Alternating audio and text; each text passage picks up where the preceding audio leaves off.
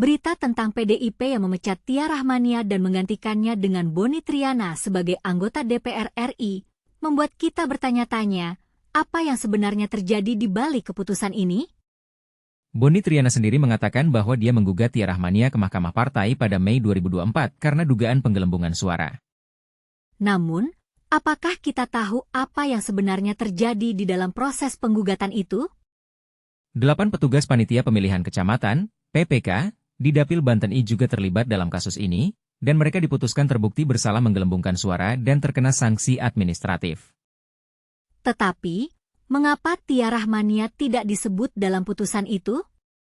Boni Triana kemudian melanjutkan sengketa ke Mahkamah Partai, dan akhirnya PDIP memecat Tia Rahmania. Namun, apa yang sebenarnya terjadi di dalam proses itu? Mengapa PDIP memecat Tia Rahmania? Dan mengapa Boni Triana dipilih sebagai penggantinya? Dalam surat keputusan KPU, disebutkan bahwa Boni Triana ditetapkan menjadi anggota DPR terpilih PDIP dengan 36.516 perolehan suara sah. Namun, apakah kita tahu apa yang sebenarnya terjadi di balik angka-angka itu? Kita juga perlu bertanya, apa yang sebenarnya terjadi di dalam proses penggantian ini? Mengapa PDIP memecat Tia Rahmania?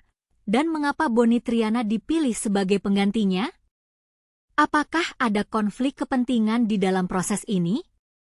Dalam kasus ini, kita juga perlu mempertanyakan apa yang sebenarnya terjadi di dalam proses penggugatan ke Mahkamah Partai.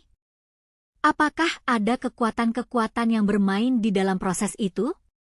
Dalam berita ini, kita juga perlu mempertanyakan apa yang sebenarnya terjadi di dalam proses penggantian ini. Mengapa PDIP memecat Tia Rahmania? Dan mengapa Boni Triana dipilih sebagai penggantinya? Apakah ada konflik kepentingan di dalam proses ini? Dalam kasus ini, kita perlu mempertanyakan apa yang sebenarnya terjadi di dalam proses penggugatan ke Mahkamah Partai. Apakah ada kekuatan-kekuatan yang bermain di dalam proses itu?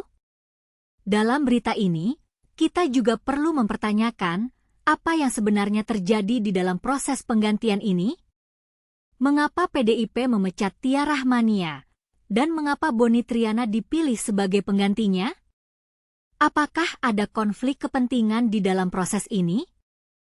Kita perlu mempertanyakan apa yang sebenarnya terjadi di dalam proses penggugatan ke Mahkamah Partai. Apakah ada kekuatan-kekuatan yang bermain di dalam proses itu? Dalam berita ini, kita juga perlu mempertanyakan apa yang sebenarnya terjadi di dalam proses penggantian ini. Mengapa PDIP memecat Tia Rahmania? Dan mengapa Boni Triana dipilih sebagai penggantinya? Apakah ada konflik kepentingan di dalam proses ini?